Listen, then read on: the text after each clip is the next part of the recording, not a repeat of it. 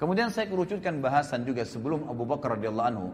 Saya akan sebutkan ikhwah, di antara umat Islam ini ada lagi orang-orang yang terbaiknya. Jadi tadi kita umat yang terbaik, ada juga di kalangan umat Islam ini orang-orang yang terbaik. Itulah para sahabat ridwanullahi alaihim, sahabat Nabi sallallahu alaihi wasallam, sahabat-sahabat Nabi sallallahu alaihi wasallam yang Allah SWT telah memberikan julukan mereka radhiyallahu anhum wa radu'an. Inilah imam-imam kita.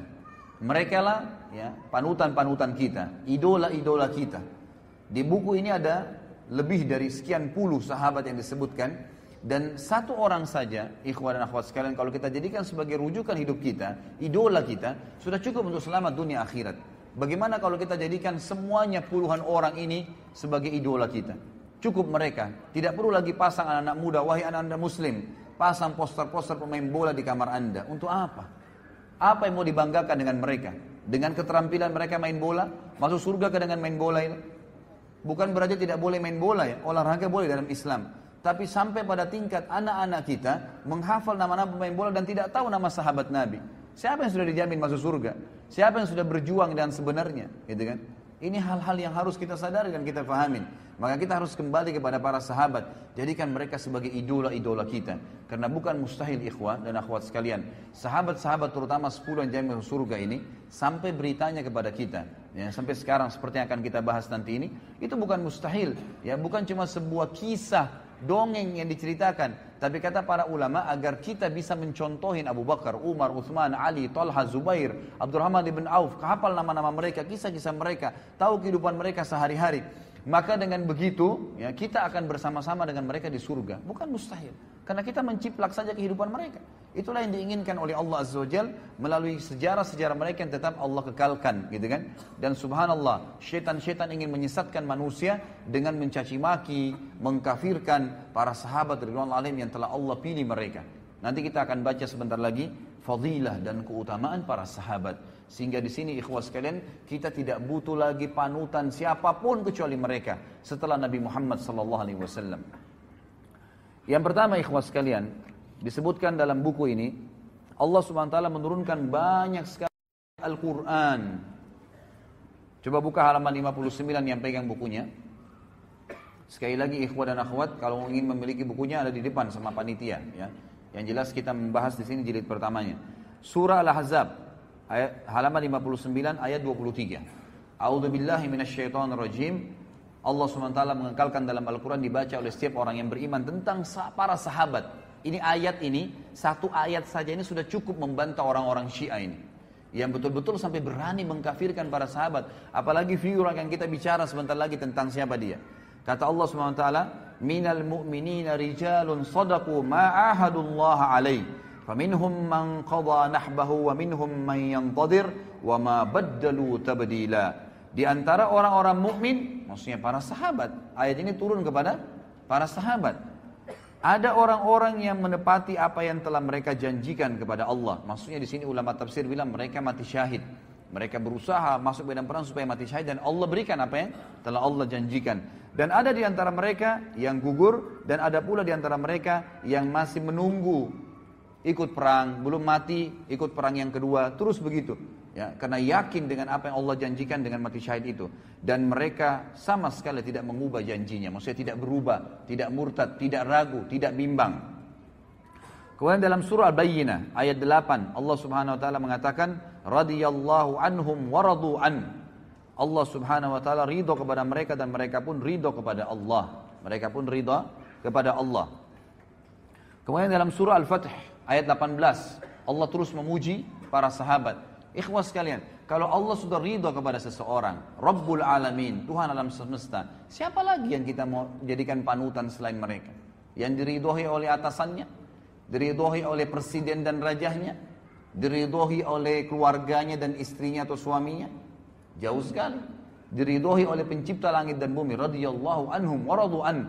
Allah sudah ridha kepada mereka, semua sahabat. Di sini jamak, radhiyallahu anhum, tidak terkecuali, gitu kan? Waradu'an, dan mereka juga ridho dengan Allah, ridho dengan agama ini, mereka memilih itu. Kemudian juga dalam surah Al-Fatih ayat 18, halaman 60-nya, A'udzu billahi minasyaitonir rajim, kata Allah SWT, laqad radiyallahu 'anil mu'minina id yubayyi'unaka tahta asy-syajarati fa'alima ma fi qulubihim fa'anzalas sakinata 'alaihim wa atsabahum fathan qariba. Sungguh Allah telah meridai orang-orang yang beriman. Siapa mereka itu? Sahabat di sini. Ketika mereka berjanji kepadamu, hai Muhammad. Siapa di antara kita pernah ketemu dengan Nabi SAW? Tidak ada. Yang pernah ketemu adalah para sahabat. Ayat ini turun kepada mereka. Kata Allah SWT, sungguh Allah telah meridai orang-orang mukmin ketika mereka berjanji setia kepadamu, hai Muhammad, di bawah pohon. Dia mengetahui apa yang ada dalam hati mereka. Maksudnya Allah tahu hati-hati para sahabat yang bersih dari kekufuran. Lalu dia, Allah, memberikan ketenangan atas mereka dan memberikan balasan kepada mereka dengan kemenangan yang dekat. Kemudian juga dalam surah Al-Fath ayat 29. Terus bertubi-tubi Allah jelaskan tentang siapa sahabat ini. Inilah idola kita, saudaraku. Kata Allah SWT, a'udzubillahi minasyaitonirrajim, Muhammadur Rasulullah walladzina ma'ahu asyidda'u 'alal kuffari ruhama'u bainahum tarahum ruk'an sujjadan yabtaguna fadlan minallahi wa ridwana simahum fi wujuhihim min atharis sujud dzalika mathaluhum fit taurat ومثلهم في الإنجيل كزرع أخرج شطأه فآزره فاستغلظ فاستوى على سوقه يعجب الزراع ليغيظ بهم الكفار وعد الله الذين آمنوا وعملوا الصالحات منهم مغفرة وأجرا عظيما. Muhammad itu, kata Allah SWT, adalah benar-benar utusan Allah dan orang-orang yang bersama dengan dia. Siapa orang bersama dengan Nabi SAW? Kita kan? Orang-orang yang nanti belum lahir kan? Orang yang hidup bersama Nabi SAW, sahabat. Makanya para ulama memberikan definisi sahabat adalah orang yang melihat Nabi SAW dengan mata kepalanya, beriman dengan Nabi SAW dan meninggal dalam keyakinan tersebut. Itu namanya sahabat. Di sini dipuji oleh Allah SWT. Mereka bersama dengan Muhammad, mereka bersikap tegas terhadap orang-orang kafir dan mereka berkasih sayang sesama mereka. Kalian melihat mereka ruku dan sujud. Ini cirinya para sahabat. Selalu sibuk dengan ruku dan sujud saja, ibadah kepada Allah SWT. Mencari karunia Allah dan keridhaannya. Pada wajah mereka tampak tanda-tanda bekas sujud. Di dahi mereka hitam. Demikianlah sifat-sifat mereka yang diungkapkan dalam Taurat. Dan juga diungkapkan dalam Injil. Jadi dalam Taurat dan Injil sudah disebutkan ciri-ciri para sahabat ridwanullahi alaihim. Jadi ini bukan orang-orang yang cuma sekedar dari umat kita saja, maksudnya hanya sekedar dari umat kita dan disebutkan dalam Al-Quran, tapi memang Allah pastikan Taurat, Injil sebelum mereka lahir sudah disebutkan siapa itu sahabat. Luar biasa nih kedudukan sahabat nih. Yaitu seperti benih yang mengeluarkan tunasnya. Kemudian tunas itu semakin kuat, lalu menjadi besar dan tegak lurus di atas batangnya. Tanaman itu menyenangkan hati penanam-penanamnya karena Allah hendak menjengkelkan hati orang-orang kafir. Dengan kekuatan orang-orang yang beriman, Allah menjanjikan kepada orang-orang yang beriman dan mengerjakan kebajikan di antara mereka, sahabat, gitu kan, ampunan dan pahala yang besar. Juga ayat yang lain, Allah SWT menyebutkan dalam surah Al-Hasyr, ayat 9 dan ayat 8 dan ayat 9. Ini semua tentang sahabat nih. Ya, kita bayangkan luar biasanya bagaimana Allah memuji sahabat dalam Al-Quran. Dan luar biasanya bagaimana orang-orang Rafidah dan orang Syiah berani mengkafirkan para sahabat yang Allah menyebut mereka sebagai orang yang beriman. Ini luar biasa nih, ya. Sampai mereka mengangkat bendera untuk membunuh, ya, orang-orang yang sudah mengikuti Nabi SAW, ini sahabat-sahabat Nabi. Dan sampai saya dengarkan cuplikan salah satu tokoh orang-orang Syiah sekarang di Iran. Dia membahasakan dalam bahasa Arab, gitu kan, tapi saya tidak ingat namanya. Tadi sempat saya lihat terlintas ada cuplikannya di YouTube, gitu kan. Dia sempat mengatakan munculnya orang-orang teroris sekarang yang banyak membom sana sini dan membunuh-bunuh ini itu karena memang mereka, ya, tidak faham tentang agama ini. Kemudian mereka-mereka ini sebenarnya cuma substansial, cabang-cabang kecil dari induk-induk pemimpin-pemimpin mereka. Saya pikir yang mereka mau sebutkan ini ulama-ulama sunni yang sekarang. Ternyata mereka bilang apa? Kalimatnya dia bilang apa? Pimpinan-pimpinan mereka adalah Abu Bakar, Umar, Aisyah, sahabat. Yang mestinya ini akar-akarnya semua ini yang kita harus putuskan. Dan kita kafirkan, kita perangin. Sehingga tidak muncul lagi teroris. Luar biasa. Ya, na'udzubillah, alaihimul la'nah. Allah SWT akan melaknat mereka dengan cara seperti ini. Apa kata Allah kekal ikhwah dalam Al-Quran? Al-Quran bukan buku yang saya tulis. Firman Allah SWT dalam surah Al-Hasyr ayat 8 dan ayat 9. A'udzu billahi minasyaitonir rajim. Lil fuqara'il muhajirin alladziina ukhriju min diyarihim wa amwalihim yabtaguna fadlan minallahi wa ridwana. فضلا من الله ورضوانا وينصرون الله ورسوله أولئك هم الصادقون والذين تبوأوا الدار والإيمان من قبلهم يحبون من هاجر إليهم ولا يجدون في صدورهم حاجة مما أوتوا ويؤثرون على أنفسهم ولو كان بهم خصاصة ومن يوق شح نفسه فأولئك هم المفلحون. Harta rampasan perang itu untuk orang-orang fakir yang hijrah, yang terusil dari kampung halaman mereka dari Mekah. Siapa mereka? Sahabat Nabi. Dan meninggalkan harta bendahnya di Mekah demi mencari karunia Allah, dan mereka hijrah ke Madinah mencari keridhaan dan demi menolong agama Allah dan Rasulnya. Mereka itulah orang-orang yang benar dan orang-orang yang Ansar. Jadi dua-dua dipuji nih. Sahabat ada Muhajirin dan Ansar. Muhajirin dari orang-orang Mekah Allah puji. Mereka meninggalkan harta dan kota mereka, negeri mereka, hijrah untuk Allah dan Rasulnya. Dan orang-orang Ansar yang di Madinah yang menyambut mereka, sahabat-sahabat Nabi yang telah menempati kota Madinah. Siapa yang menempati kota Madinah di zaman Nabi SAW? Sahabat Nabi. Dan telah beriman sebelum kedatangan mereka, para muhajirin, kepada Nabi Muhammad SAW. Mereka mencintai orang-orang yang berhijrah ke tempat mereka. Dan mereka tidak menaruh keinginan dalam hati mereka terhadap apa yang diberikan kepada mereka, muhajirin. Maksudnya memberi balasan, memberikan bantuan kepada muhajirin, tidak berharap balasan. Itu sifat sahabat-sahabat Ansar. Meskipun mereka juga memerlukannya. Dan siapa dijaga diri dari kekikiran, berhitungan di jalan Allah, maka mereka itulah orang-orang yang beruntung. Mereka lah orang-orang yang beruntung. Kemudian surah At-Taubah ayat 88 sampai 89. Terus Allah sebutkan banyak ayat tentang sahabat nih. Sengaja saya angkat ayat-ayat ini dan saya bahas ikhwah dan akhwat sekalian rahimakumullah agar kita tahu nih, inilah idola-idola kita ini ahli-ahli surga dan sudah sukses di dunia juga di akhirat. Di dunia nanti akan kita lihat kisah Abu Bakar radhiyallahu anhu.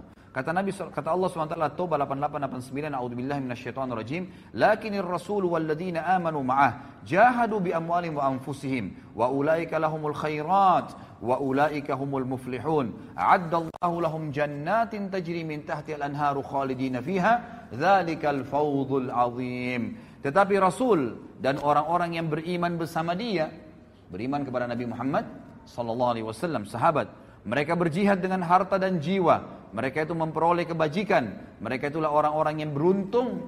Sahabat dipuji oleh Allah SWT. Allah telah menyediakan bagi mereka surga yang mengalir di bawahnya sungai-sungai. Mereka kekal di dalamnya. Itulah kemenangan yang agung. At-Taubah ayat 100. A'udzubillahi minasyaitonir rajim. Ayat setelahnya. Was-sabiqunal awwaluna minal muhajirin wal ansari walladzina ittaba'uhum bi ihsan. Walladzina ittaba'uhum bi ihsan radhiyallahu anhum wa radu anhu وعد لهم جنات تجري تحتها الأنهار خالدين فيها أبدا ذلك الفوز العظيم. Dan orang-orang yang terdahulu, lagi yang pertama-tama masuk Islam dari golongan muhajirin dan ansar. Kata ulama tafsir, penyebutan Allah SWT muhajirin ansar memastikan tidak mungkin orang lagi mendustakan kalau ini turun kepada para sahabat ridwanullah alaihim. Karena tidak ada orang yang berjulukan muhajirin dan ansar kecuali para sahabat Nabi. Dan orang-orang yang mengikuti mereka dengan baik setelah itu.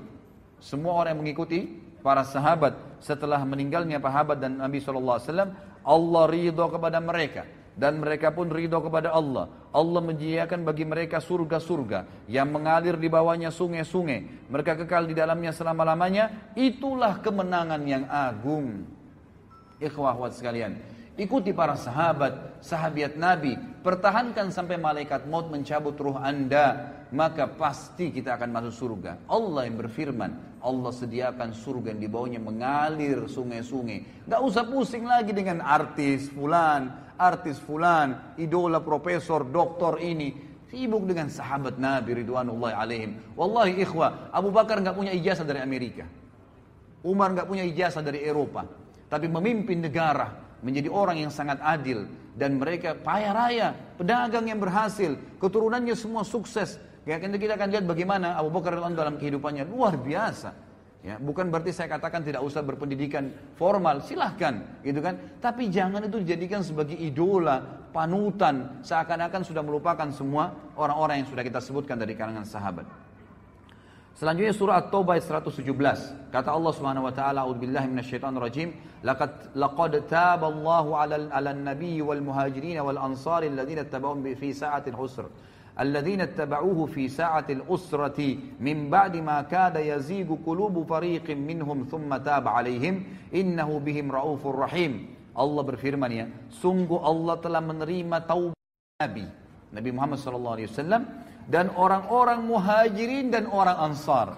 Di sini Allah bukan sebutkan mukminin umumnya, tapi di sini dikhususkan Nabi dan muhajirin dan ansar. Artinya sahabat-sahabat yang mengikuti Nabi pada masa-masa kesulitan di awal-awal Islam. Sulit sekali menyebarkan Islam. Ikhwah sekarang dan akhwat sekalian, kita luar biasa ya. Lahir zaman sekarang ini luar biasa kalau bagi saya bilang. Kita lahir Quran sudah sempurna, masjid sudah banyak, orang tua kita muslim, ya. Di mana-mana tersebar agama Islam. Sudah jelas, masjid di Mekah sudah bebas dari kekufuran, Madinah sudah bisa dikunjungin, orang bisa umroh haji sepuasnya. Luar biasa Islam. Kalau kita lahir di zaman Nabi SAW, ikhwah, nggak gampang jadi sahabat. Luar biasa sulitnya. Nggak ada lampu, nggak ada penerangan pada saat itu.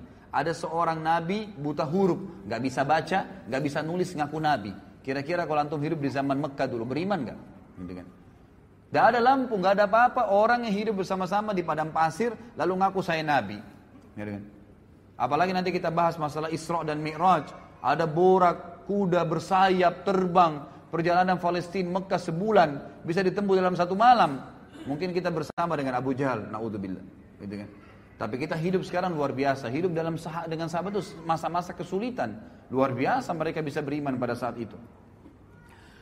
Setelah hati segolongan dari mereka hampir berpaling, kemudian Allah menerima taubat mereka, sungguhnya Allah Maha Pengasih lagi Maha Penyayang terhadap mereka. Kemudian juga ayat yang lain, ayat Al-Imran, terakhir ya, Al-Imran di halaman 65, ayat 172, 174. A'udzu billahi minasyaitonir rajim. Alladzina istajabu lillahi war rasuli min ba'di ma asabahumul qarh lilladzina ahsanu minhum wattaqau ajrun 'adzim. Alladzina qala lahumun nasu innan nasa qad jama'u lakum fakhshawhum fazadahum imana wa qalu hasbunallahu wa ni'mal wakeel. Fanqalabu bi ni'matin minallahi wa fadlin lam yamsashum su'un wattaba'u ridwanallahi wallahu dzu fadlin 'adzim.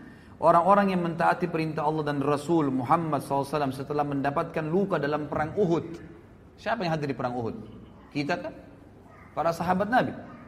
Orang-orang yang berbuat kebajikan dan bertakwa di antara mereka, para sahabat, mendapatkan pahala yang besar. Yaitu orang-orang yang mentaati Allah dan Rasulnya. Yang ketika ada orang-orang yang mengatakan kepada mereka di perang Uhud, orang-orang Quraisy telah mengumpulkan pasukan untuk menyerang kalian. Karena itu takutlah kepada mereka. Apalagi berita Muhammad SAW telah terbunuh pada saat itu. Ternyata ucapan itu justru menambah kuat iman mereka, para sahabat. Dan mereka menjawab, cukuplah Allah menjadi penolong bagi kami dan dia sebaik-baik pelindung. Maka mereka kembali dengan nikmat dan karunia yang besar dari Allah. Mereka tidak ditimpa suatu bencana dan mereka mengikuti keridhaan Allah. Allah mempunyai karunia yang besar. Ini ayat-ayat ikhwah dan cukup banyak ayat-ayat yang lain, tapi kita suka sampai sini ayatnya. Saya akan angkat di sini perkataan Ibnu Mas'ud tentang para sahabat Nabi. Sahabat menceritakan tentang sahabat. Apa kata beliau? Di sini penulis mengatakan sungguh indah ucapan Ibnu Mas'ud radhiyallahu anhu tentang para sahabat Rasulullah sallallahu alaihi wasallam. Dia berkata, "Inna Allah nadhara fi qulubil ibadi fawajada qalba Muhammadin sallallahu alaihi wasallam khaira qulubil ibad. Fastafahu li nafsihi fabta'athahu bi risalati. Thumma nadhara fi qulubil ibadi ba'da qalbi Muhammadin fawajada qulubu ashabihi khaira qulubil ibad." فجعلهم وزراء نبيه يقاتلون على دينه فما رأى المسلمون حسنا فهو عند الله حسن وما رأوا سيئا فهو عند الله سيء. Perkataan yang luar biasa. Ibnu Mas'ud berkata, sesungguhnya Allah memperhatikan hati hamba-hambanya, maka dia Allah mendapati hati Muhammad sallallahu alaihi wasallam adalah hati yang terbaik sehingga dia memilihnya untuk dirinya dan mengutusnya sebagai pembawa risalahnya. Kemudian Allah Azza wa Jalla melihat hati hamba-hambanya setelah hati Muhammad sallallahu alaihi wasallam, maka dia mendapati hati para sahabatnya adalah hati yang terbaik sehingga dia menjadikan mereka sebagai pendukung-pendukung nabinya yang berperang di atas agamanya. Apa yang dipandang baik oleh para sahabat kaum muslimin pada saat itu, maka ia juga baik di mata Allah. Karena para sahabat, ya, dari perilaku-perilaku mereka, dari perkataan mereka, dari pertanyaan mereka kepada Nabi SAW, maka turunlah ayat membenarkan perilaku mereka. Dan apa yang dipandang buruk oleh kaum muslimin sahabat pada saat itu, maka ia juga buruk dipandang oleh Allah Subhanahu wa taala. Juga Ibnu Mas'ud pernah berkata, "Man kana mustanna falyastanna biman qad mat, fa innal hayya la tu'manu alaihi al-fitnah." فأولئك أصحاب محمد صلى الله عليه وسلم أبر هذه الأمة قلوبا وأعمقها علما وأقلها تكلفا قد اختار الله تعالى لصحبة نبيه صلى الله عليه وسلم وإقامة دينه فاعرفوا لهم حقهم وتمسكوا بهديهم فإنهم على الحج المستقيم. Barang siapa ingin meneladani seseorang, maka hendaklah dia meneladani orang-orang yang sudah wafat. Karena orang yang masih hidup tidak dapat jaminan terhindar dari fitnah. Mereka itulah orang-orang terbaik dari sahabat Muhammad SAW.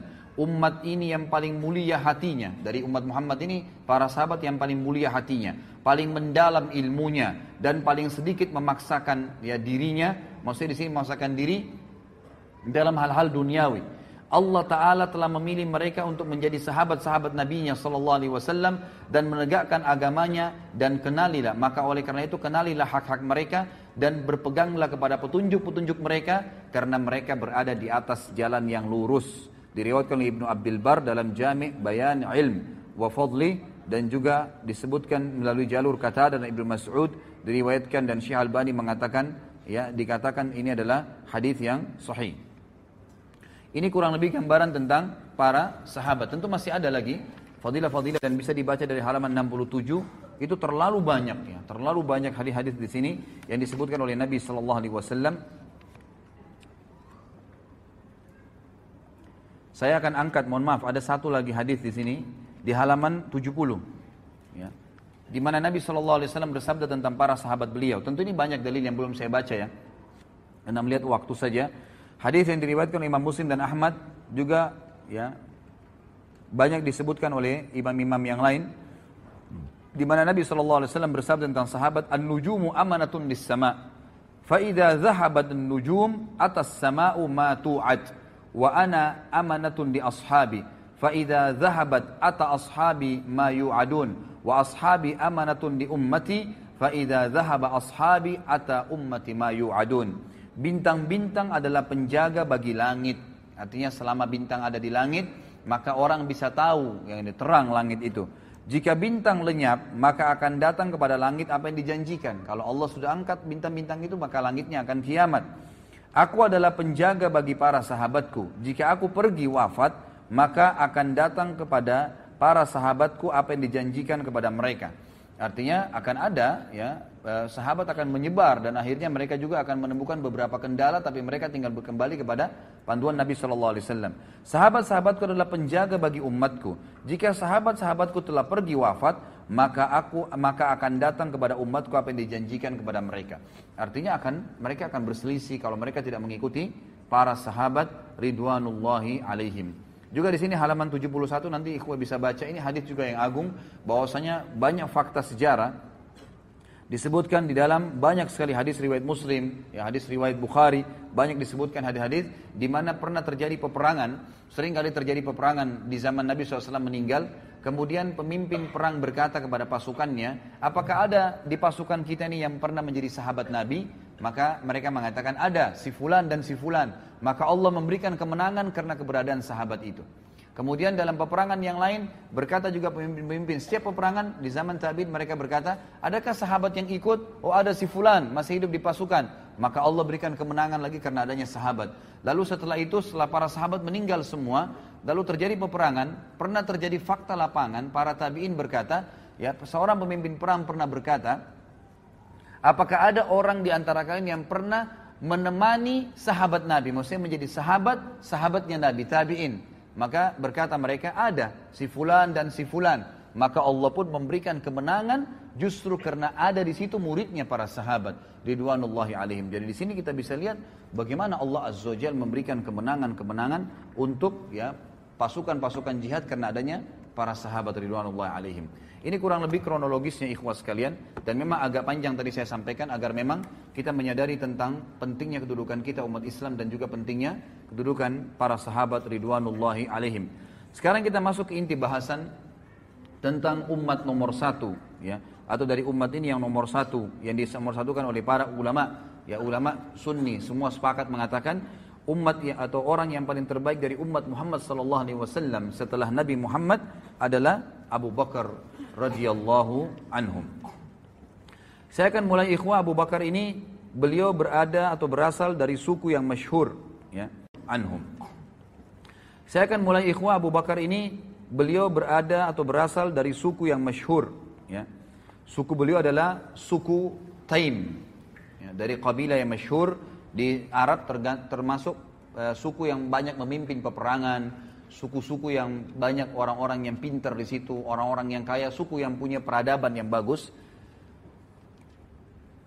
Kabilah Taim bin Murrah bin Ka'ab ini, ya, mereka juga dulu waktu di Mekah di zaman jahiliyah khusus mengurus masalah diat. Diat ini apa namanya? Denda, ya, upeti yang harus dibayar kalau ada pelanggaran-pelanggaran. Maka semua orang Mekah kalau melanggar, membunuh orang misalnya atau melanggar satu peraturan di Mekah, mereka membayar ke sukunya Abu Bakar, ya, suku Taim ini, lalu mereka lah yang membayarkan kepada keluarga yang tertimpa musibah. Dan Abu Bakar ini adalah kepala suku Taim. Jadi memang dia bukan orang biasa ini. Kepala suku itu, suku Taim yang terkenal tadi. Nama Abu Bakar sebenarnya adalah Abdullah. Namanya adalah Abdullah. Ya, jadi ini Abu Bakar sebenarnya yang terkenal, ya. Makanya para ulama mengatakan secara histori, ya, walaupun itu bukan sebuah pegangan, semua 4 khulafaur rasyidin namanya dimulai dengan Ain, gitu kan. Jadi Abu Bakar namanya Abdullah, datang setelahnya Umar, datang setelahnya Utsman, datang setelahnya Ali, gitu kan. Jadi sebenarnya di masjid-masjid itu banyak yang ditulis, walaupun ditulis sebenarnya tidak boleh, ya. Tapi kalau orang tulis, semestinya ditulis namanya Abdullah. Nanti dalam kurung Abu Bakar, mestinya seperti itu, sehingga orang tidak lupakan namanya yang sebenarnya. Namanya ada Abdullah bin Abi Kuhafah. Abi Kuhafah ini nama ayahnya, ya, nama ayahnya, ya. Utsman bin Amir, Utsman ibn Amir. Dan saya mohon maaf, pernah saya sampaikan di salah satu pengajian saya, sudah diupload di YouTube. Saya keliru pada saat mengatakan, dan semoga Allah ampuni saya pada saat itu, ya. Saya sempat mengucapkan Abu Kuhafah tidak sempat masuk Islam, gitu kan. Padahal sebenarnya Abu Kuhafah sempat masuk Islam, dan ada riwayat sahih yang saya temukan bahwasanya Abu Kuhafah di akhir hidupnya pembebasan kota Mekah sempat digendong oleh Abu Bakar, lalu Abu Bakar menuntunnya di depan Nabi SAW untuk syahadat, dan dia sempat Islam, ya, radhiyallahu anhum ajma'in. Dan ini memang karena saya kemarin kekurangan informasi, tapi insya Allah semoga Allah ampun. Dan ini bukan aib, ikhwah, ya. Perlu ambil pelajaran juga dalam majelis ilmu. Kalau seseorang itu salah, dia mengatakan maaf saya salah, saya keliru dan diperbaikin. Itu sebenarnya yang benar. Karena kalau kita biarkan hanya karena kesombongan, hanya karena ego, akhirnya kita bukan penuntut ilmu sebenarnya. Ya, orang semua bisa salah, mengaku oh ya saya salah, mohon maaf saya keliru, lalu lurus datang kepada jalan yang benar. Itu yang benar. Penuntut ilmu memang begitu. Jadi ada saatnya mereka bisa mengakui kesalahannya dan memang membenarkan kalau mereka benar menyampaikan hujah yang ada, gitu kan. Jadi Abu Kuhafah radhiyallahu anhu meninggal dalam keadaan Islam. Abu Kuhafah ini namanya adalah Utsman bin Amir. Utsman ibn Amir. Ini namanya ayahnya Abdullah atau Abu Bakar radhiyallahu anhum. Dan ibunya bernama Ummul Khair, julukannya, ya, Ummul Khair panggilannya, dan namanya adalah Salma binti Sakhar bin Amir. Salma binti Sakhar bin Amir, ya. Sebelum masuk Islam, Abu Bakar ini namanya adalah Abdul Ka'bah. Abdul Ka'bah, pernah dipanggil Abdul, jadi hambanya Ka'bah, gitu kan. Ini ada alasannya, gitu kan. Jadi pada saat ibunya, jadi ada dua, ada di sini ibunya pernah, ya, di suku ibunya itu pada saat Abu Bakar belum lahir, selalu kalau ada anak laki-laki pasti lahir dalam kondisi cacat, ya. Sebelum Abu Bakar lahir beberapa waktu ini, kalau ada yang lahir bayi-bayi pasti cacat atau memang dari hasil yang tidak sah, gitu kan. Atau kalau ada laki-laki lahir normal maka meninggal masih bayi.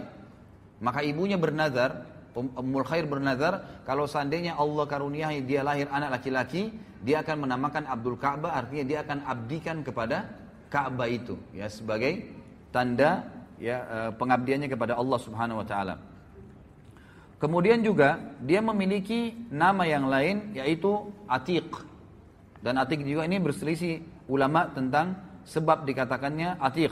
Tapi yang paling kuat, ada yang mengatakan atik itu artinya sebenarnya muharrar ya, muharrir, yang terbebaskan gitu kan.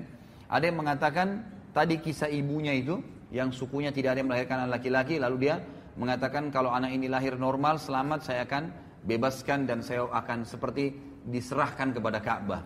Ada yang mengatakan juga karena putihnya warna kulit beliau radhiyallahu anhu, maka dikatakan atiq, terbebaskan dari warna hitam gitu kan kulitnya. Tapi yang paling kuat adalah pendapat yang menggunakan hadis yang sahih, di mana Nabi SAW memang pernah mengatakan kepada para sahabat pada saat sahabat lagi pada ngumpul, maka kata Nabi SAW, siapa yang ingin melihat orang yang terbebaskan dari api neraka, atikum minan nar, falyanzur ila hadzal rajul, maka dia lihat ke orang ini, ditunjuklah Abu Bakar. Semenjak itu kata Aisyah radhiyallahu anha dalam hadis Bukhari, Abu Bakar juga dipanggil dengan Atiq, Atiq. Kalau Abu Bakar, Bakar ini bukan nama anaknya ya, bukan nama anaknya, tapi Bakar ini dari kata-kata bakkara yubakkiru, yang artinya awal-awal waktu, ya itu. Yang dari awal dikatakan Abu Bakar karena dia awal masuk Islam, orang termasuk yang awal masuk Islam. Jadi biasanya kan kalau dia punya anak maka dikatakan Abu Fulan ya, tapi ini bukan Bakar nama anaknya, tapi ini karena dia baru masuk Islam dan karena dia orang yang pertama dari kalangan laki-laki dewasa masuk Islam, maka dikatakan Abu Bakar. Ini sebab dinamakan Abu Bakar. Sementara dari sisi khalqiyah ya, sisi khalqiyah itu ciptaan fisiknya, disebutkan Abu Bakar ini orangnya kurus gitu kan, badannya kurus. Kemudian beliau memiliki kulit yang berwarna putih, serta beliau memiliki tinggi yang sedang ya. Aisyah memberikan gambaran urat-urat di tangannya terlihat ya, karena kurus badannya radhiyallahu anhu. Tapi kita akan lihat nanti bagaimana perannya, dan kita ambil dari kenapa kita sebutkan ciri fisiknya ini, agar kita lihat ternyata fisik bukan jadi tolok ukur. Bukan jadi tolok ukur dalam Islam. Bisa orang itu kecil, bisa orang itu cacat, bisa itu orang mungkin di mata manusia kecil, tapi di mata Allah Azza wa Jalla besar.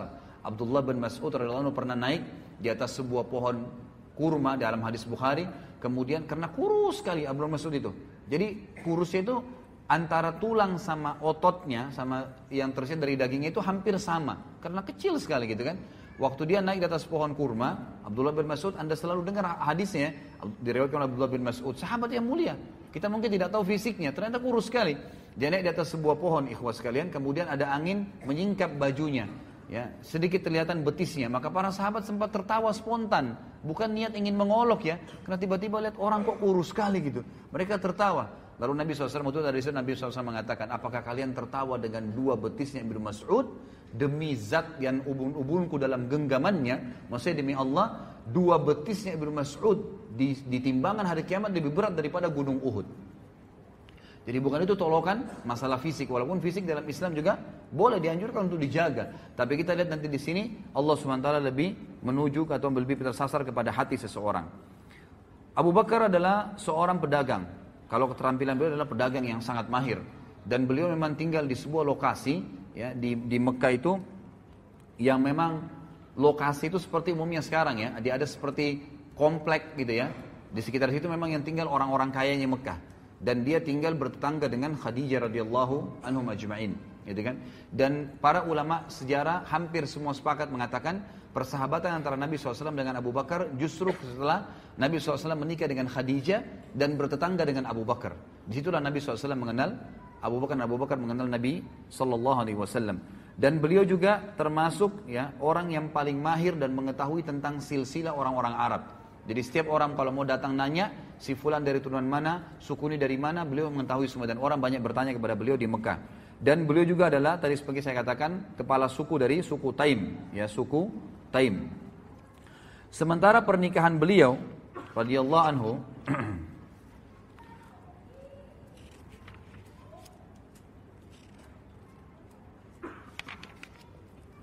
pernikahan Abu Bakar radhiyallahu anhu itu ada dua wanita yang dinikahi di masa jahiliyah dan ada dua yang dinikahi di dalam Islam, gitu kan?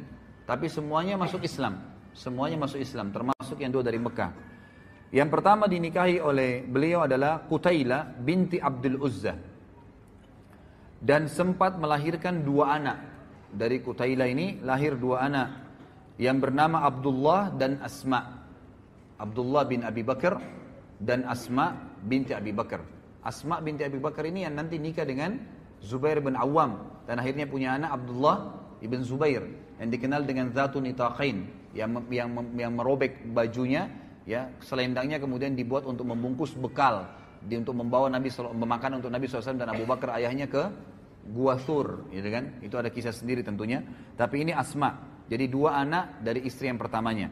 Kemudian beliau menikah setelah itu, ya, dengan Ummu Rauman binti Amir bin Uwaimir. Ya. Ummu Rauman ini melahirkan juga 2 anak, Abdurrahman dan Aisyah. Jadi ini dari istri keduanya Abu Bakar radhiyallahu anhu. Dan Aisyah ini tentu kita sudah tahu, ya, masuk Islam dari awal, kemudian juga menikah dengan Nabi SAW. Tapi Abdurrahman punya kisah sendiri. Abdurrahman ini tidak langsung masuk Islam. Bahkan Abdurrahman sempat ikut bersama orang-orang Quraisy, gitu kan, di perang Badar. Di perang Badar. Dan pada saat dia masuk Islam setelah itu dia mengatakan pada ayahnya, wahai ayahku, waktu perang Badar saya tahu kau mencariku. Jadi ternyata Abu Bakar di perang Badar mencari anaknya. Anaknya yang pertama dia mau bunuh karena dalam keadaan kafir, gitu kan. Lalu saya berusaha menghindar darimu karena saya tidak mau berhadapan denganmu. Kata Abu Bakar, demi Allah, kalau kau berhadapan denganku, aku tidak akan berpaling dan aku akan membunuhmu dalam keadaan kafir. Luar biasa. Jadi tidak ada anak pun kalau kafir ya kafir, nggak ada ceritanya, gitu kan. Itu luar biasa bagi radhiyallahu anhum. Kemudian setelah masuk Islam di Madinah, beliau menikah dengan Habibah binti Kharijah. Habibah binti Kharijah ini waktu Abu Bakar hijrah ke Madinah, itu Nabi SAW mempersaudarakan antara Muhajirin dan Ansar, kan. Nah, Abu Bakar ini dipersaudarakan oleh Nabi SAW dengan Kharijah. Kharijah ini salah satu sahabat Nabi dari Ansar radhiyallahu anhu, gitu kan. Lalu ya Abu Bakar menikahi anaknya dia yang bernama Habibah. Dan Habibah ini memiliki anak satu dari Abu Bakar bernama Ummu Kalthum. Tapi Ummu Kalthum ini lahir pada saat Abu Bakar sudah meninggal dunia. Ya, jadi Habibah ini hidup bersama Abu Bakar sampai akhir masa khilafahnya. Kemudian istri yang dinikahi yang keempat adalah Asma binti Umais. Dan ini melahirkan anak satu bernama Muhammad.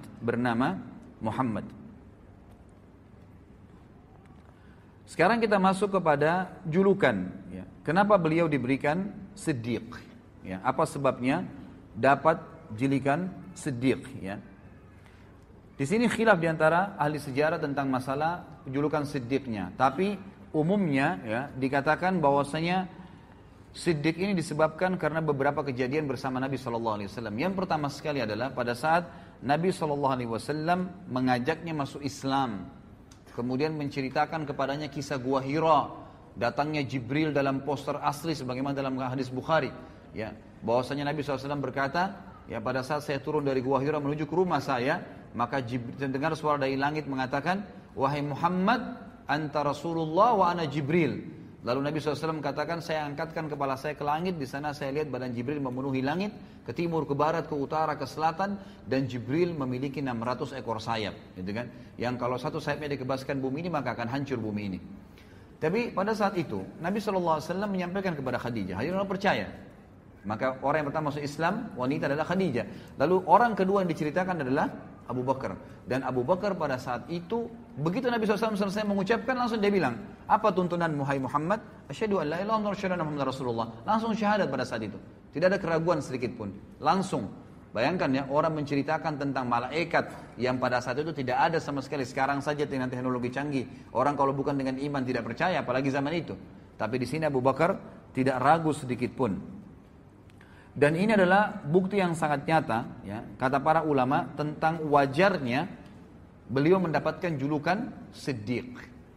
Karena Siddiq itu artinya adalah mempercayai informasi yang datang dari Allah dan Rasulnya, dan yang kedua mengamalkannya. Kita mulai misalnya dari poin pertama. Jadi ada dua bukti nyata Siddiq itu harus ada pada diri seseorang.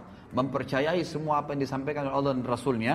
Sebagaimana sabda Nabi SAW di dalam hadis yang sahih, "Ma da'utu ahadan ilal islami illa kanat indahu kabwah wa nazar wa taraddad illa ma kana min Abi Bakr bin Abi Kuhafa ma aqamah hina zakartuhu lahu wa ma taraddada fi."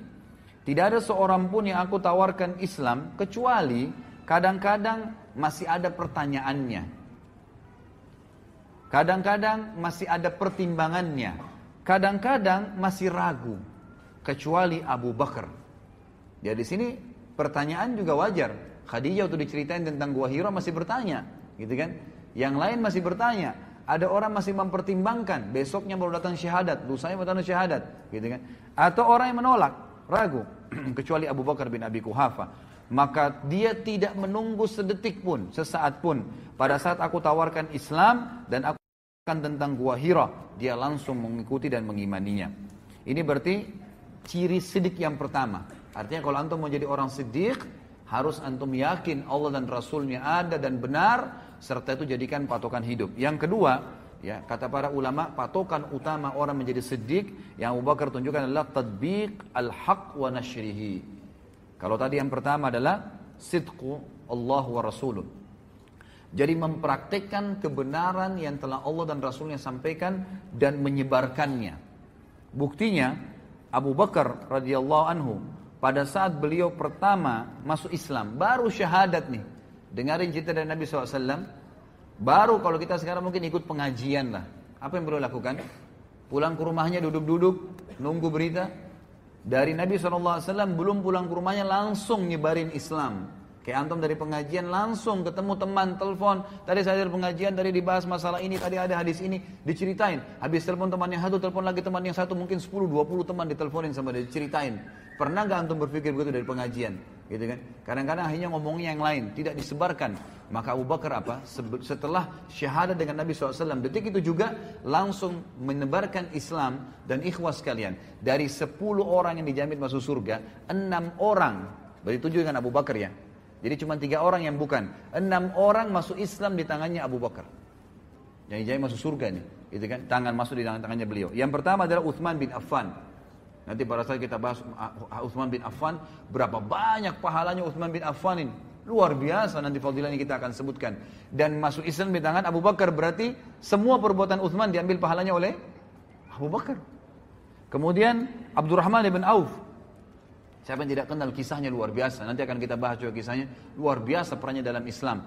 Dan ini orang-orang yang terpercaya sampai ditunjuk oleh Nabi SAW. Abu Bakar di surga, Umar di surga, Utsman di surga, Abdurrahman bin Auf di surga. Ditunjuk gitu kan, karena perilakunya. Kemudian Talha bin Ubaidillah juga termasuk yang masuk surga. Kemudian Sa'ad ibn Abi Waqqas yang masuk surga. Az-Zubair bin Awam yang masuk surga. Abu Ubaidah bin Jarrah yang mati syahid di perang Mu'tah, gitu kan, juga masuk Islam di tangan Abu Bakar radhiyallahu anhu. Ini luar biasa nih. Dan kata ahli sejarah yang lebih luar biasa lagi, Abu Bakar ini seorang pedagang. Dan orang pedagang ini, gitu kan, dia tidak pernah, dia selalu khawatir. Misal gini, antum lagi, coba pertemukan gini, kasus sederhana aja. Antum lagi dagang, lagi rame pedagang datang, gitu kan. Dapat pembeli, mohon maaf, pembeli lagi rame datang ke toko anda. Kemudian azan. Apa kira-kira antum lakukan? Berani nggak antum bilang, maaf ya sudah azan, habis sholat, tutup. Ada pembeli 10, masing-masing mau beli 1 juta. 10 juta masuk duit. Kira-kira bisa nggak? Hah? Ini contoh kecil saja. Ya. Jadi kalau pada saat azan tiba, berhenti, maaf ya, sudah azan, saya mau berhenti, tutup. Ikhwah, saya temukan ada orang di Makassar lakukan itu. Ada satu supir angkot ikhwas sekalian, terkenal kisahnya di Makassar. Itu kalau dia lagi jalan, yang biasa supir angkot kita tahu semoga Allah berikan hidayah, kadang-kadang ugal-ugalan, ini enggak rapi kalau di jalan gitu kan. Ternyata dia sering ikut pengajian, taklim, pengajian sunnah di Makassar diikutin sama dia. Maka pada saat dia nak jalan nih, azan duhur nih, dia bilang maaf Bapak Ibu sekalian, azan saya mau sholat di masjid, yang mau ikut sholat silakan, yang tidak mau nggak usah bayar silakan cari mobil lain. Parkir. Yang ikut sholat, dia dapat pahala orang yang sholat. Ada yang turun, mungkin ada yang ngoceh segala, dibiarin sama dia. Pokoknya sholat. Subhanallah, keluar dari masjid, penuh lagi mobilnya. Ini orang yang sidq. Benar. Allah dulu, yang lainnya urusan ke belakang. Gak ada masalah. Seperti itu contohnya ya. Abu Bakar ini seorang pedagang ikhwas sekalian. Dan pada saat dia syahadat, artinya dia mengkufuri semua Tuhannya orang-orang Mekah yang pada saat itu disembah. Dan konsumen dia terbesar adalah orang-orang Mekah.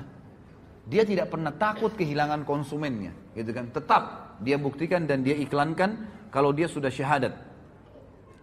Kemudian juga Abu Bakar tidak pernah ragu dalam hal-hal menginfakkan hartanya di jalan Allah Subhanahu wa taala. Tidak pernah ragu sedikit pun. Dan nanti akan kita berikan banyak contoh-contoh di antara membebaskan budak-budak. Abu Bakar juga nanti akan punya berhubungan dengan masalah Isra Mi'raj. Abu Bakar juga punya dipukuli orang-orang Quraisy dan banyak sekali yang berhubungan dengan masalah halal yang kita jelaskan nanti.